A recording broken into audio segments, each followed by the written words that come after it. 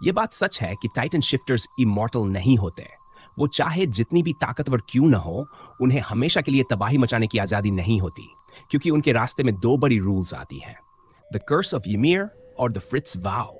पर सवाल यह है, आखिर ये कर्स और वाव क्या है और इनका होना जरूरी क्यों है? ये दोनों मिस्टीरियस रूल्स ने टाइटन की ताकत को बांध रखा है, वरना टाइटन शिफ्टर्स कभी नहीं रुकते।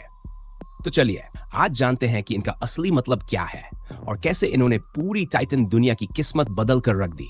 तो लगे हाथ एक सब्सक्राइब भी कर देना और मैं शुरू करता हूं। ymir की मिस्ट्रीज जानने से पहले यह समझना जरूरी है कि ymir कौन था, यानी हु इज ymir, क्योंकि जब तक हमें उसकी कहानी का सच नहीं पता होगा, हम कर्स और टाइटन पावर्स को सही मायनों में समझ ही नहीं पाएंगे।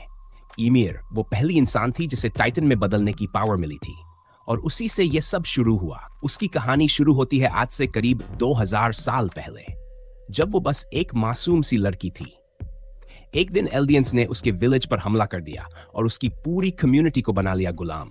उस वक्त एल्डियंस कोई बड़ी एम्पायर नहीं थे, वो एक छोटी सी वॉर हंग्री ट्राइब थी जो बस ताकत चाहती थी। और यही से जन्म हुआ उस लड़की की कहानी का, जिसने टाइटन पावर्स को दुनिया में लाया। अब असली सवाल यह है, उसे ये शक्ति मिली कैसे? एक दिन ymir पर चोरी का इल्जाम लगा दिया गया। एल्डियंस के राजा फ्रिट्ज ने, वो इंसान जिसने ymir को एक जानवर की तरह हंट करने का हुक्म दे दिया।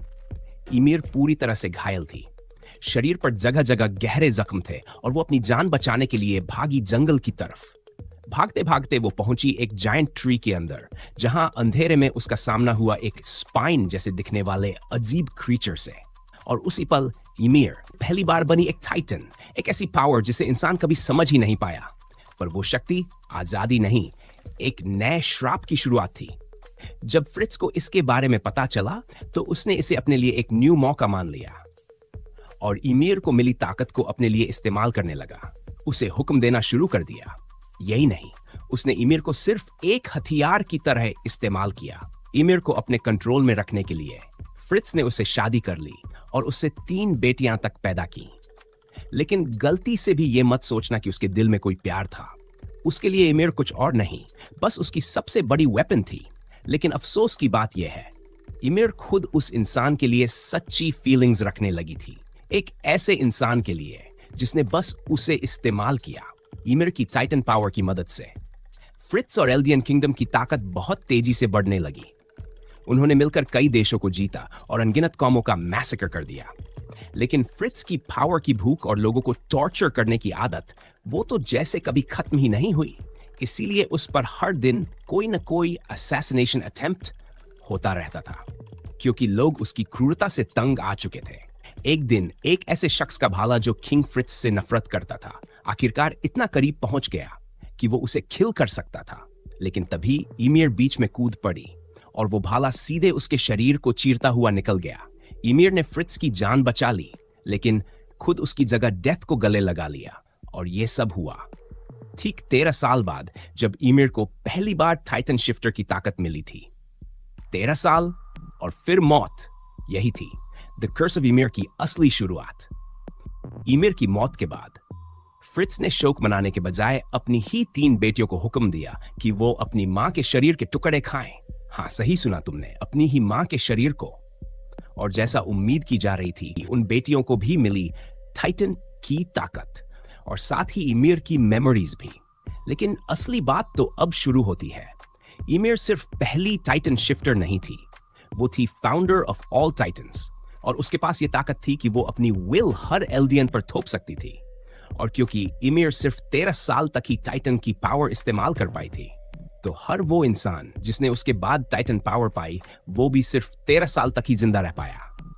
बस यही है द कर्स ऑफ ymir, एक ऐसा श्राप जो हर टाइटन शिफ्टर के हिस्से में आता है।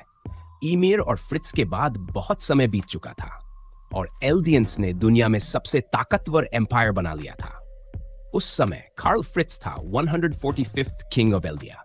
लेकिन अपने पूर्वजों के खून खराबे को देखकर कार्ल फ्रिट्ज कुछ अलग महसूस करता था। वो शर्मिंदा था। वो समझता था कि अगर टाइटन्स और एल्डियंस का अस्तित्व ही नहीं होता तो ये दुनिया कहीं बेहतर होती।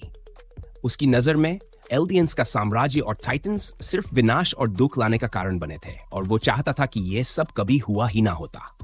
वो इस साइकिल ऑफ वायलेंस को हमेशा के लिए तोड़ देना चाहता था। लेकिन उसे पता था, राजा होकर भी वो दूसरे नोबल्स को उनकी ताकत और उनकी लग्जरियस लाइफ छोड़ने को नहीं कह सकता, क्योंकि वो कभी मानते ही नहीं। मगर सौभाग्य से उस वक्त पावर स्ट्रगल अपने चरम पर था। जिन नोबल्स के पास पहले से ही टाइटन शिफ्टर की ताकत थी, वो और भी पावर चाहते थे। बस फिर क्या, टाइटन पावर्स को लेकर लड़ाइयां शुरू हो गई और एल्डियंस की बर्बादी का बीज उसी वक्त बो दिया गया। ये सब जानते हुए किंग फ्रिट्ज ने एक योजना बनाई। उसने टाइबर फैमिली के साथ मिलकर एल्डियन नोबल्स को एक भयंकर सिविल वॉर में धकेल दिया, जिसे आज हम जानते हैं द ग्रेट टाइटन वॉर के नाम से। इस लड़ाई ने एल्डियन एम्पायर को पूरी तरह से कमजोर कर दिया और फिर उन्होंने मदद की एक छोटे से देश की, जिसका नाम था मार्ली। मार्ली ने उठाया मौका और एल्डियंस से अपनी जमीन वापस छीन ली। एल्डियंस की सबसे बड़ी हार के बाद कार्ल फ्रिट्ज ने एक मौका देखा और उसने अपनी राजधानी को एक अलग थलग जगह पैराडाइज आइलैंड पर ले जाने का फैसला किया।